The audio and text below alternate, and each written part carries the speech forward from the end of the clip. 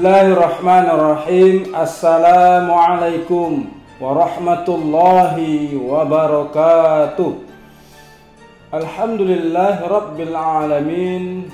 Assalatu wassalamu ala ashrafil anbiya'i wal mursalin wa ala alihi wa sahbihi rasulillahi ajma'in.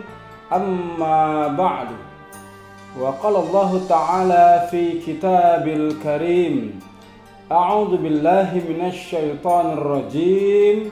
Bismillahirrahmanirrahim. Ya ayyuhalladzina amanu hal adullukum ala tijarah tunjikum min azabin alim. Tu'minuna billahi wa rasulihi wa tujahiduna fi sabilillahi bi amwalikum wa anfusikum dzalikum khairul lakum in kuntum ta'lamun. Shadaqallahul azim. Saudara-saudari kaum muslimin dan muslimat, shaimin wa shaimat, hadirin wal hadirat dimanapun Anda berada. Sesungguhnya dengan bersyukur kita kepada Allah Subhanahu wa ta'ala, Allah akan menganugerahkan ribuan bahkan miliaran nikmatnya kepada kita yang terus mengucur setiap masanya dengan mengucap Alhamdulillah Rabbil Alamin kepada Rasulullah Muhammad sallallahu alaihi wasallam. Allahumma sholli wa sallim wa barik alaihi.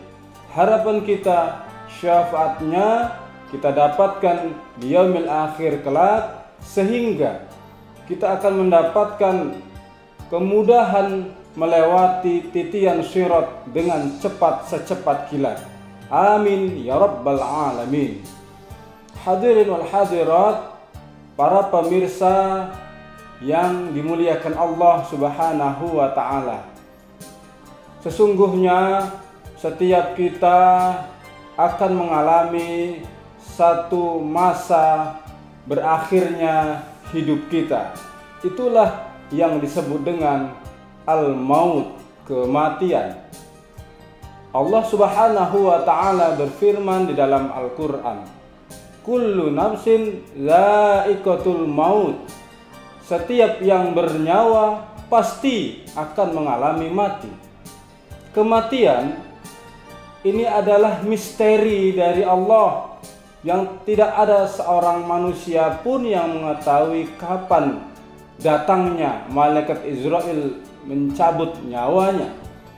Karena itu kematian bisa datang kepada yang sakit, datang juga kepada yang sehat.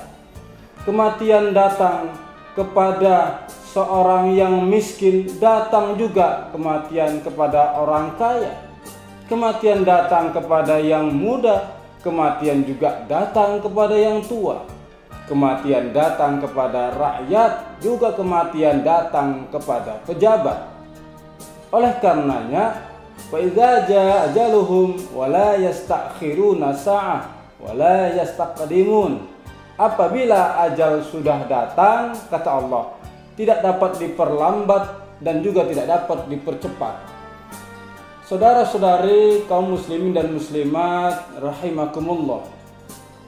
Oleh karenanya, selaku umat Islam, kita harus memahami proses dan peran kita untuk mengurus orang yang telah mati atau disebut dengan jenazah.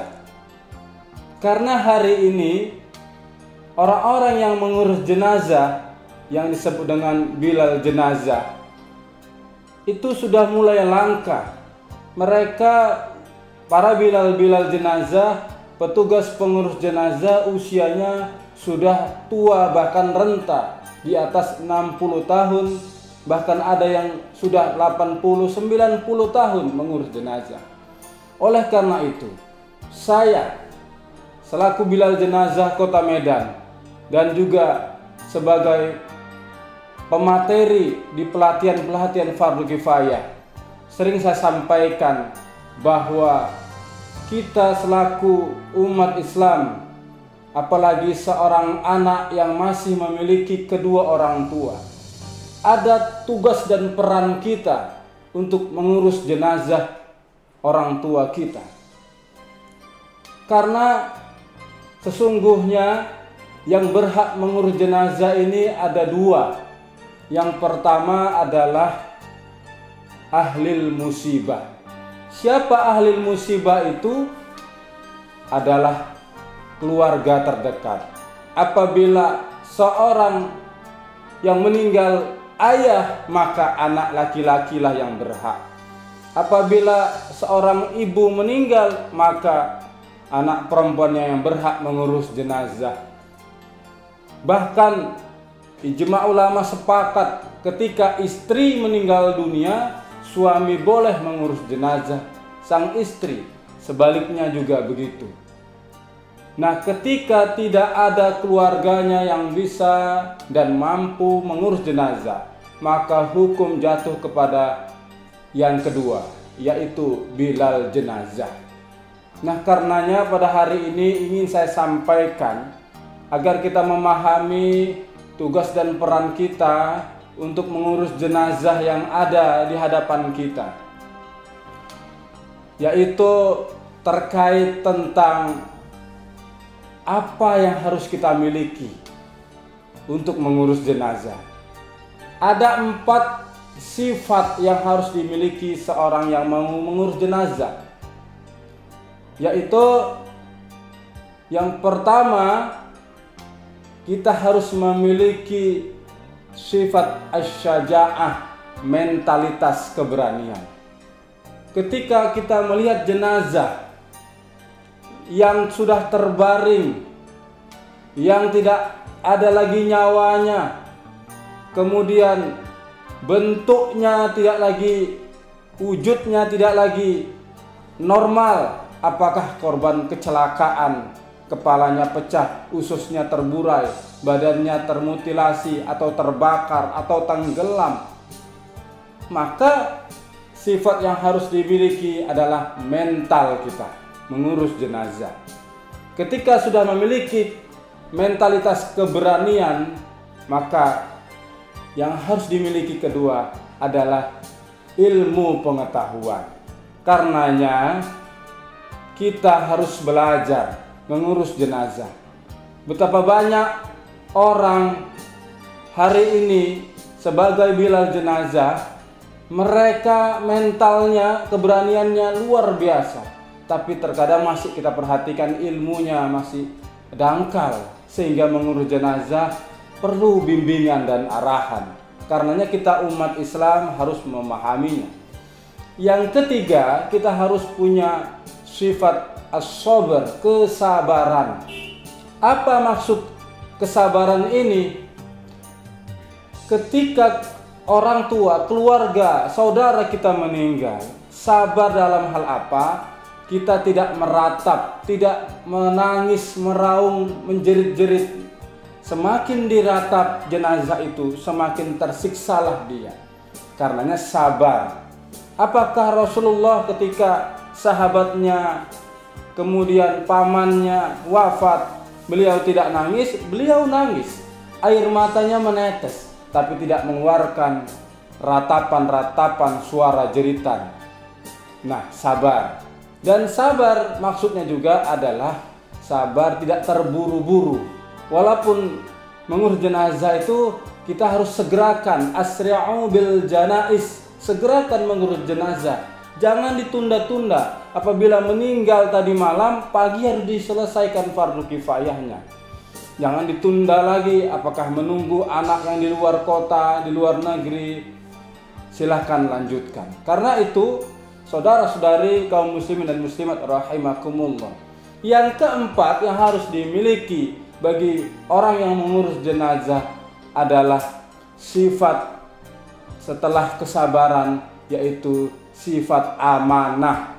Harus kita jaga amanah jenazah ini. Aibnya jangan kita bilang-bilang, apakah penyakit kulitnya, penyakit lainnya, jangan kita sampaikan kepada orang. Jangan kita buka, bahkan auratnya harus kita tutup serapi-rapinya. inilah tugasnya. Karena itu mengurus jenazah ini, ketika kita sudah memiliki sifat yang 4 tadi, apakah asy-syaja'ah, mental, ilmu, kesabaran, amanah, kemudian kita akan menyelesaikan fardu kifayah 4 itu. Memandikan, mengkafankan, menyolatkan, menguburkan. Bapak, Ibu, saudara-saudari, kaum muslimin dan muslimat, pemirsa sekalian, Awi Sumut Channel yang dimuliakan Allah Subhanahu wa Ta'ala. Karena itu, ketika kita sudah memiliki sifat-sifat ini, kita harus juga tahu peran-peran kita. Jangan berharap penuh dengan bilal jenazah atau STM di masjid atau di lingkungan. Sebagai ahli musibah, kita harus berperan aktif. Ketika mau meninggal dunia, kita jangan mengharap menunggu siapa-siapa. Ketika roh sudah mau keluar, sudah di tenggorokan, maka kita yang mentalkinkan jenazah keluarga kita, la ilaha illallah, di telinganya, sehingga dia bisa menyebutkan kalimat la ilaha illallah.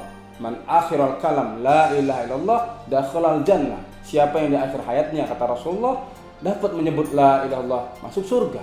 Maka dibantu. Seorang baru lahir juga diazankan, dibantu untuk mengenal Allah. Ketika meninggal dunia juga diajarkan, dibantu untuk mengenal Allah dengan kalimat la ilaha illallah. Kaum muslimin dan muslimat rahimakumullah.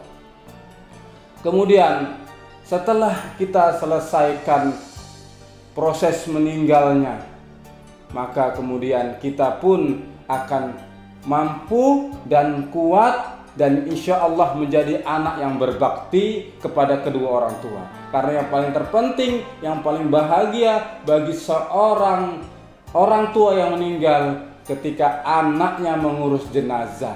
Tidak ada yang dibawa ketika dia sudah mati di dalam kubur, yaitu amal solehnya, amal jariahnya, anak yang soleh yang mendoakannya, kemudian ilmu yang berguna.